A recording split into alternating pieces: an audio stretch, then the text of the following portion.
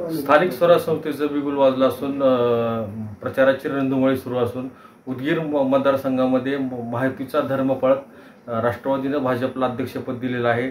आज महाराष्ट्राचे मुख्यमंत्री देवेंद्र फडणवीस यांची उदगीर येथे जाहीर सभा झालेली आहे। आपल्यासोबत उदगीर मतदारसंघाचे आमदार संजय बनसोडे त्यांनी काय लक्षवेधी आज मुद्दे मांडले आहेत उदगीरसाठीच्या अनुसार? नाही, उदगीर नगरपालिका निवडणुकीसंदर्भामध्ये स्वातीताई सचिन हुडे नगराध्यक्षपदाच्या उमेदवार यांच्या प्रचारार्थ राज्याचे कर्तव्यगार मुख्यमंत्री देवेंद्र फडणवीस साहेबांची प्रचंड मोठी अशी सभा त्या ठिकाणी झाली।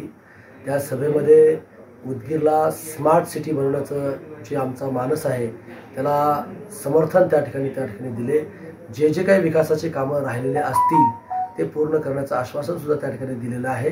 आणि म्हणून मला आपल्या चॅनलच्या मार्फत सर्व जनतेला आव्हान करायचं आहे की 1 ते 20 प्रभागामध्ये जेवढे काही भारतीय जनता पार्टी आणि राष्ट्रवादी काँग्रेस पक्षाचे उमेदवार असतील आणि स्वातीताई सचिन हुडे ह्या नगराध्यक्षपदाच्या उमेदवार आहेत, यांना प्रचंड बहुमताने त्या ठिकाणी विजयी करावं असं नम्र आव्हान या ठिकाणी करतो। आणि मुख्यमंत्र्यांनी जाहीररित्या सांगितलंय, तुम्ही जर आम्हाला युतीला प्रचंड मताने जर त्या ठिकाणी निवडून दिलात तर मी जेवढा निधी पाहिजे तेवढा निधी या उदगीर नगरपालिकेला त्या ठिकाणी देईन, हा विश्वास त्या ठिकाणी दिलेला आहे। आणि म्हणून आजची सभा ही प्रचंड यशस्वी सभा त्या ठिकाणी झाली आणि मुख्यमंत्री सुद्धा त्या ठिकाणी खुश होते। जे काही आमच्या जिल्हा निर्मितीच्या संदर्भामध्ये ज्या आमच्या ज्या काही भावना होत्या त्या भावनेला सुद्धा समजून घेऊन जेव्हा केव्हा 22 जिल्हे या महाराष्ट्रामध्ये होतील तेव्हा पहिल्यांदा नाव येईल ते उदगीरचं नाव येईल असं सुद्धा त्यांनी सुतवाच त्या ठिकाणी केलेला आहे।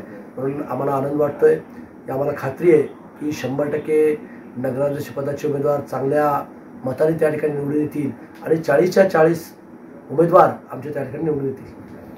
तर हे होते उदगीर मतदारसंघाचे आमदार संजय बनसोडे यांनी सांगितले की उदगीर नगर परिषदेमध्ये महायुतीचे सरकार येईल आणि अध्यक्ष हा महायुतीचाच असेल अशा पद्धतीचं प्रतिपादन त्यांनी व्यक्त केलेलं आहे। विजय कवाळे, नवराष्ट्र, लातूर।